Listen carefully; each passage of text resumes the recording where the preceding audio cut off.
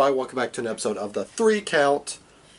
I'm War Machine MJ. Sorry for that. And I'm Rodimus Prime. We are the 3 Count Mafia, and we are here today to talk about the network stuff for the... What does it say? The 4th? What are you talking about? It's supposed to be a 9. Oh.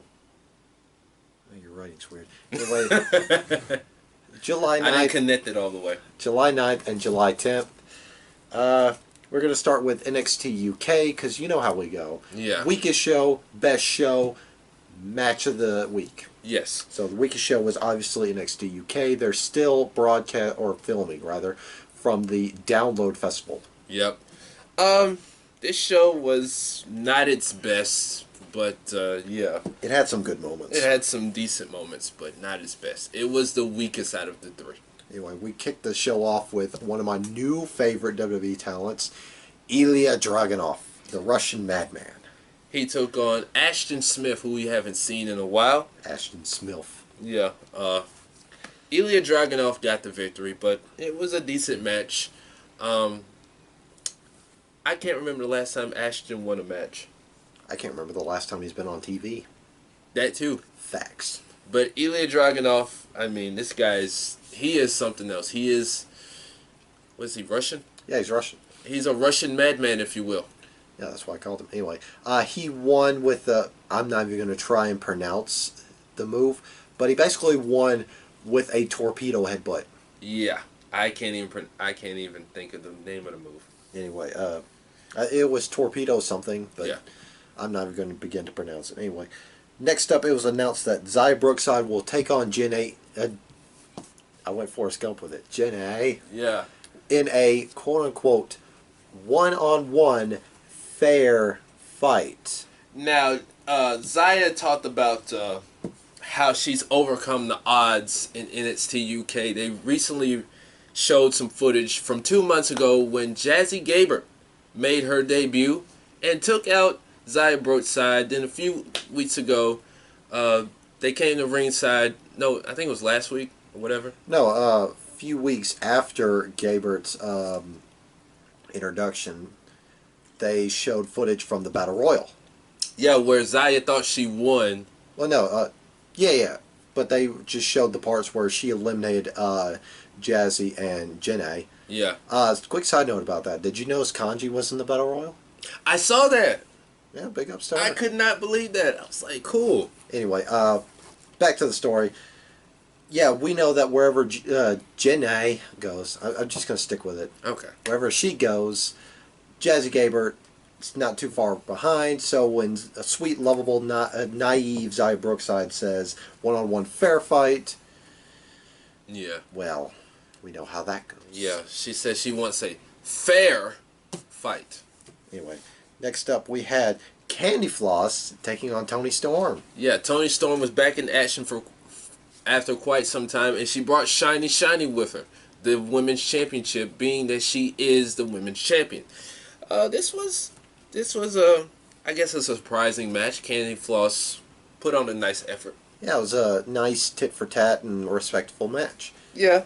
Toni Storm got the win with Storm Zero, of course. Afterwards, Candy Floss was going up to the ramp, and she just got laid out with a forearm by Kaylee Ray, who will challenge Toni for the championship somewhere down the line. I love Kaylee Ray. And she basically just looked at her like, yeah, bring it. Yeah, I'm that bitch. Yeah, I'm that bitch. And I'm coming for your title, bitch. I love Kaylee Ray. So anyway, Toni Storm chased her to the back as she was checking up on Candy Floss. So yeah, this is kind of personal. Next, speaking of cool dads, we had Trent Seven come to the ring. Give us an update on what happened to Tyler Bate after his dismantling last week at the hands of Walter. I did like how they start the show off.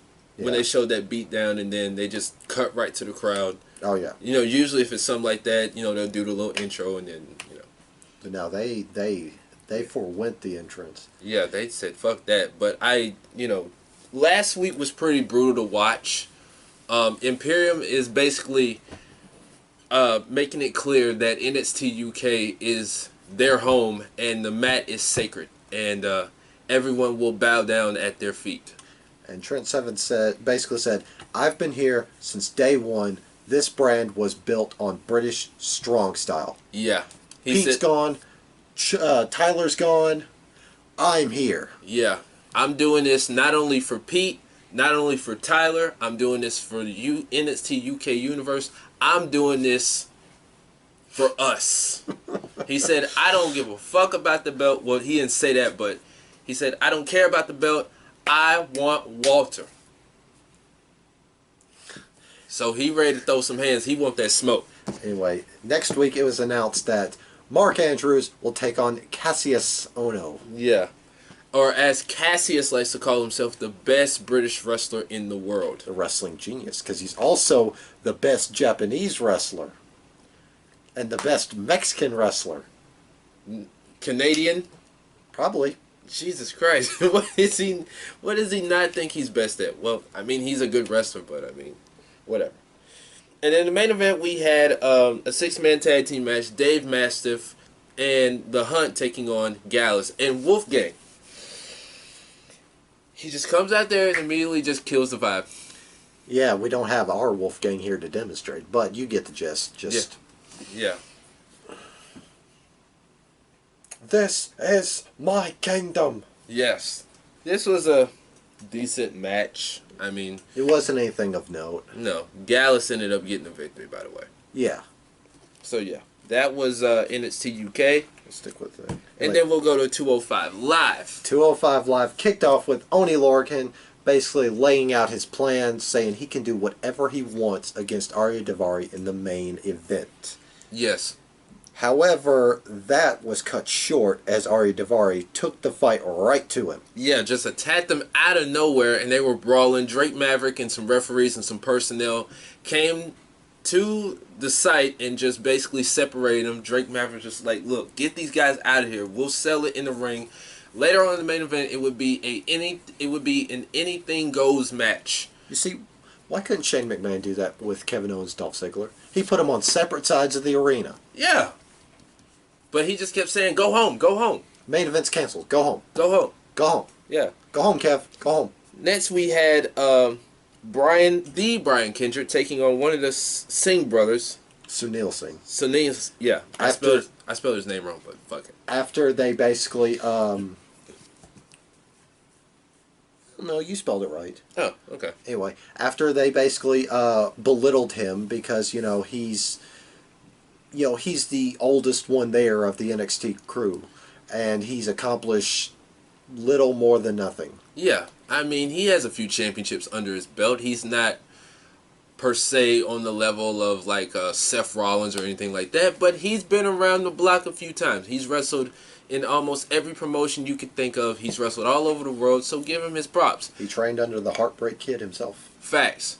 And during the exclusive interview, he said one of the Singh brothers came up to him basically trying to give him their Bollywood Oscar, that fake-ass Oscar award. Yeah, and he basically yelled at them, "Which one of you? Come on, there's a ring over there. We're going to go settle this. Yeah. Which one of you use first?" Yeah, who want the smoke? Anyway, Brian Kendrick won by submission. He won by hook. Yeah. He won. No crook. No crook, but he won by hook. I like that. Afterwards, the Singh brothers tried to lay waste of what was left of Brian Kendrick, but his best friend, Akira Tozawa, made the save. So looks like we're going to get a feud between the Singh brothers and Brian Kendrick and Akira Tozawa. Now, something I want to point out about 205 Live, and this is very topical. Obviously, the 24/7 champion is Drake Maverick. Right. One thing I was thinking about this entire time, and they kind of explained it on commentary. Why don't the loser locker room just storm 205 Live? They know where Drake Maverick's going to be.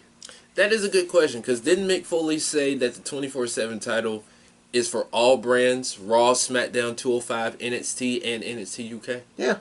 Speaking of which, why don't we see any new faces in the loser locker room? Good question. We see the same loser faces from main event and beyond. Anyway, back to my original question. The answer is because Drake Maverick is a 23-hour champion. Because of his general manager duties on 205 Live, he has 1 hour for that show that his championship is not on the line. Yeah. Nigel McGuinness pointed that out on commentary, and I thought, okay, plot hole filled. We're good. That makes sense. Anyway. But yet Drake Maverick has a shirt that says Maverick 24/7. He's also got stickers. Yes. As we saw later, because... oh, yeah. It happened in the match, then backstage segment. Anyway. Next, we had Jack Gallagher taking on one of the Viking Raiders' victims, Devin Justin. Yeah. Now during the match, we're just gonna. Well, it was basically all Jack Gallagher, but during the match, Mike Kanellis comes out of nowhere. He's throwing stuff on the floor, tearing up the table, throwing notes on the floor, throwing trash on the floor. He's literally trashing the show. He says, "Look, Drake Maverick has ruined my life. He's ruined my marriage. Now I'm going to ruin his show." But, not Drake Maverick, but Jack Gallagher got the victory. After the match, they had a backstage segment. Drake was like, "Listen, I understand what you're going through. I'm sorry. I haven't been the general manager that I need to be, blah, blah, blah. I've been dealing with my wife. I've been dealing with 24/7 titles, so on and so forth." And basically, Mike Kanellis was just like, "Listen, I'm not having that. You ruined my life. You ruined my marriage. So now guess what? I'm going to ruin your show. And next week, I'm going to compete in your ring on your show. And since you're going to find me, I can't wait to you see what I'm going to do next week. I wonder how big that fight is going to be." Yeah, that's great. Like I told this guy off camera, the way I would have this play out. This rivalry has been low-key the best thing on 205 Live. I know a lot of people don't pay attention to it, but to me, it's the best thing going right now on 205. I'd say that this story they're telling with Mike Kanellis is already miles ahead of the story they're telling with him on Raw. Yeah, because the way they do it on Raw is just... It's funny, but it's wonky. It started out as a classic soap opera trope. Yeah. I'm pregnant. Yeah, I want pickles and ice cream. You know, you hear the "I'm pregnant." Dun, dun. Yeah. Anyway, basically, like I told War Machine here, the way I would have this play out, they have a face-to-face on 205, and Mike Kanellis just snaps. He said, "Look, I've wanted an opportunity. You know, he's had his ups and downs, he's had his wins and losses, but all he wants really is a Cruiserweight Championship shot." He's had more losses than wins. Yeah.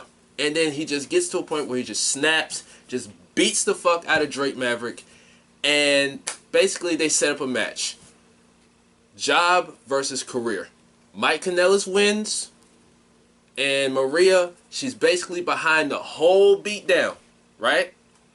She runs 205 Live. And if Mike Kanellis loses, he's gone. Yeah. But, yeah, we both collaborated on that, and then that's really good booking. I wish they would do that. Yeah, see, like I said, this is why we need to be on creative. And then I would lose my job because I would book a week of goofy shit the very next week. Oh my god. Heavy Machinery, New Day, pancake match. Oh my god. Anyway, move on to the main event, which was anything but goofy shit. It was an anything goes match between Oney Lorcan, Mr. How Do You Like It? How does it feel? How does it feel? And Arya Daivari. He kills me with that. He's just... I was like, you might as well call him like the modern day Ultimate Warrior. He has the best facial expressions. He's like the modern day Ultimate Warrior. He's like Kyle O'Reilly with his facial expressions. Yes. But when he starts doing this shit, he's he's like the Ultimate Warrior without the paint. And less muscular physique. And less rambling, incoherent sentences. Okay. Anyway, this match was great. This match was brutal. The crowd, or what was left in the building, was into this match. One spot is when Daivari was trying to go for a dive, and he just yeeted that trash can. Oh, yeah. He just, like, chucked it at him. He just ate that trash can. Like, he yeeted that bitch. Oh, God. There was another spot where Arya Daivari got back... No. Arya Davari backdropped Oni into 3 chairs off the steel steps. Yeah. Arya Davari hit a Persian splash from the top of a ladder. Yeah. And then the ultimate in... Wait, wasn't there one more spot? That spot where he brought a table in, but the leg like broke. Oh, yeah. Because he was so quick to just rip the... to set up the leg, he just kind of ripped it. Yeah, and the leg just went like fuck this shit. So, yeah. They did a real good job selling on commentary. They said he was way too excited setting up that table. Yeah. So he brought in the third table and carefully set it up. Yeah. But the ultimate end came when Oni Lorcan hit a superplex. Yeah, off the top rope. Yeah, superplex. And he just laid his arm on top of him. 1, 2, 3. Yeah, it would have been nice if he did a half and half. Yeah. Anyway, that's how we closed out 205 Live with New Day versus Heavy Machinery steak eating contest. Anyway, without that Anything Goes match was our match of the week. And now we move on to the show of the week, NXT, where we kicked it off with an Io Shirai, heel unveiling. She had new music, new Titantron, new look. I like heel Io Shirai. She basically got in the ring. Well, they showed what happened with the cage match, where she just basically beat the fuck out of Candice LeRae. And she basically said, I don't need no friends. I don't need friends. I don't need any of you. Mic drop. Yeah, and just walked out. Oh, I like Io Shirai if it's all black and leather. And she looked very good in those pants. She looked dangerous. Hell yeah. Oh, yeah. The Velveteen Dream. Let's talk about him. Oh, this man had a press conference. And the belt was just laid out on the table. And Kathy Kelly, who he called Queen Kelly. Queen Kathy. Queen Kathy. Yeah, he was all smiles when he saw Queen Kathy. He's always smiles when he sees her. That's why I think they are low-key dating. Which, come on. They'd make an awesome couple. What? How could they not? I mean, like I said, look how he just... He's all geeked up, if you will, when he sees Kathy. I mean, if I saw Kathy, too, I'd be geeked up. Facts. She's fine, dude. Yeah. Now, I will say, and we'll get back to this, she and Charlie Caruso have grown on me. Oh, yeah. Like I was telling a coworker, Charlie Caruso, at first I didn't really give a fuck about her, but after a while I was just like, I love her. Yeah. And same way with Kathy Kelly. Oh, Kathy Kelly, she's great, though. Yeah, but anyway, they asked him about Roderick Strong because he's wanting that North American Championship, and basically the Velveteen Dream said he's not worthy of a title shot. And he walked off with his title still on the desk. Why would you leave the title? It didn't make no sense. It's weird. Yeah. Anyway, next we had Damian Priest making short work of this Blanco Loco dude. Yeah, at least he actually had gear, unlike the other guy he faced where it was like half leg, half shoulder. He didn't face that dude. Keith Lee faced that dude. Oh, wait, it was Keith Lee, It was Nikos Locos, or Nikos Rikos, something like that. I called him the Greek geek, because he looked weird. Whoever designed his gear should have been slapped. Should have been. That looked so weird. It's like half leg, half shoulder. They should have had a trash can yeeted at them. Oh my god. Anyway, Damian Priest made quick work of this Blanco Loco dude. Next was round 3 of the breakout tournament as Jordan Miles, the former ACH, took on Boa. This was a good match. Both guys, they showed their little interviews or whatever. Jordan Miles, he's all smiley guy. I wish they would find a new outlet because Apollo Crews had the exact same gimmick. He was smiley guy who could do athletic and power stuff. Look where that got him. Mm-hmm. Absolutely no character development on the main roster. Yeah, and he got beat by Andrade, last week? Oh, I want to see more of that feud. Me too. Anyway, Jordan Miles won, so he's moving on to the tournament. Well, let's talk about Boa for a second. Boa surprised me. He's good. And this is the first time that we watched him, and he's like a 6 foot, 7 foot Chinese dude. Yeah. He was smacking ACH around with chops, with Muay Thai knee strikes. Yes. And that's like, for example, the G1, like Ospreay when he took on Lance Archer. And the stuff that Archer could do, he's almost 7 feet tall, is unbelievable. But Boa, he could be a very underrated player in NXT. Not to mention, he is lean. Facts. Anyway, they announced next week's match, Dexter Loomis taking on Bronson Reed. You can't take that name seriously. I can't. Now, okay, he's a former Sam Shaw from TNA. I can take him serious. It's just his name I can't take serious. It's a very old-timey... Dexter is an old-timey name. Okay, yeah. And he's got a very old-timey look. He has a stupid last Loomis. That sounds like a disease. Do you hear anybody else running around with Loomis? No. As a last name, not disease. As a last name. No. It's distinctive. I can get behind Loomis. That's a nice, distinctive name. Now, Bronson Reed, for those of you who don't know, that's the former Jonah Rock of the tag team Sex Rock. The fuck? Yeah, that was him and his tag team partner back when they were in the Australian promotion. I forget the name of the promotion. I can't remember the dude's name, but WWE did sign Jonah Rock and his partner. Okay, I'll have to Google them then. Yeah. Anyway, this is the last match of the first round of the Breakout Tournament. I got Dexter Loomis winning this one. I'll take Dexter Loomis too. Despite how you feel about the name. Yeah. Anyway, also Killian Dane. He talked about how he was being bullied back in the day or something. No, he was talking about how he grew up in citywide riots. Yeah. Because he said, I'm partially deaf because a car bomb went off near me. Yeah. My house was set on fire while we were still inside. It's some hardcore shit. I give him credit. That was captivating. I actually like these promos they're doing with Killian Dane. Oh, NXT, they do great work. They do. Unlike Dan Matha. God damn it. That dude. We still can't get over the fact they hyped this dude up like he was the second coming of, like, I don't know, Goldberg or somebody. He gets in the ring with Samoa Joe and gets laid out like that. And there's like this much of a height difference between him and Joe just annihilates him. Jesus Christ. Anyway, next, speaking of Apollo Crews, he's coming down to Full Sail to take on the Time Splitter, Kushida. Yes, General Manager Regal made the announcement. He said everybody from Raw, SmackDown, NXT, NXT UK, 205, they want to come to NXT to face the best. And Kushida is one of the very best here in NXT. And he will face Apollo Crews. Yep.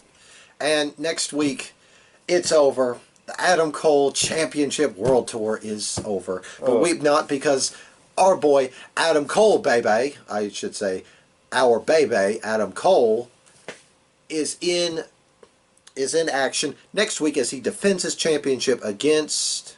We don't know. We don't know. They just said he's defending the title next week. There's probably spoilers, but we haven't looked at them. Yeah. Anyway, in the main event for the NXT Tag Team Championships, we have the latest acquisition to Monday Night Raw, the Street Profits. They bring the swag like nobody else can. And every week they want the smoke. Yeah. They took on the team of 1-2, Oney Lorcan, and the Governor, Danny Burch. Now, this was a pretty damn good match. I mean, both teams, they can put on a stellar match regardless of who it is, where they are, whatever the case may be. The Street Profits coming in as champions. Like I said, they have made it clear that they want the smoke. Team 1-2. I mean, what else do we need to say about these dudes? They're fucking awesome. Their hits are as ugly as they are. Facts. Yeah. That's not a knock on their look. That's just saying, like, they've got some ugly hits, and they're not the prettiest guys around. Yes. But in the end, the Street Profits won. They are still your NXT Tag Team Champions.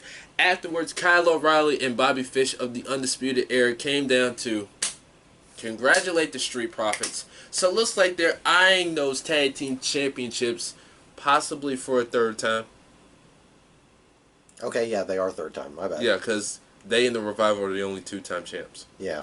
So, yeah. Because they won the titles initially. Then British Strong Style took the titles from them. Then they won them back. And they won them back. Yeah. And then they lost them to the Raiders. Yeah. Yeah. Looks like Undisputed Era is mounting up their Undisputed Takeover. Mm-hmm. I can't wait. Pretty soon, we're going to get a new NXT Takeover, and it's going to be NXT Takeover Undisputed. And I'm watching that. And the ticket sales are going to be probably garbage. Oh, God. Well, think about it, because pay-per-views based on wrestlers didn't sell well. Yeah. Like In Your House D-Generation X.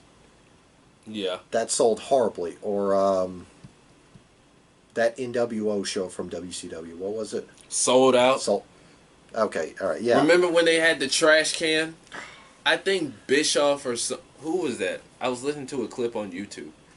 I think Bischoff talked about that and how garbage that was. That pay-per-view sucked. Yeah. So, yeah. You looking up Takeover Toronto? No, I'm seeing what the next pay-per-view is in September. Oh. So, yeah. Anyway, but yeah, hopefully Clash of Champions. That is September 15th. The day after we go on vacation. Yeah, it is. Yeah. I don't know if we'll watch it while we're on vacation. Yeah. Anyway, yeah. And then some bullshit show in Saudi Arabia that I don't give a fuck about. That they're probably going to have Goldberg back on, and they're probably going to have Batista on.